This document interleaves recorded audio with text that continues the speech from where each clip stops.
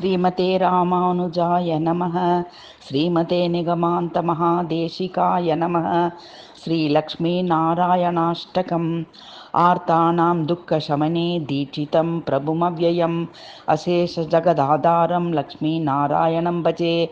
अपारकरुणाम्बोधिम् आपद्बान्धवमच्युतम् अशेषदुःखशान्त्यर्थं लक्ष्मीनारायणं भजे। भक्तानां वत्सलं भक्तिगम्यं सर्वगुणाकरम् अशेषदुःखशान्त्यर्थं लक्ष्मीनारायणं भजे। सुह्यदं सर्वभूतानां सर्वलक्षणसंयुतम् अशेषदुःखशान्त्यर्थं लक्ष्मीनारायणं भजे।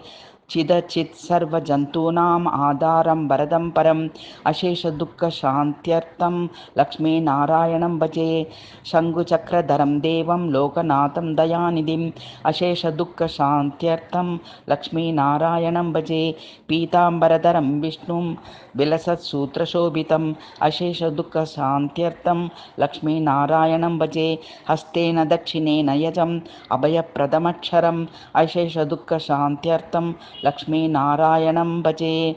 यः पठेत् प्रातरुत्थाय लक्ष्मीनारायणाष्टकं विमुक्तसर्वपापेभ्यः विष्णुलोकं स गच्छति इति श्रीलक्ष्मीनारायणाष्टकं समाप्तम्।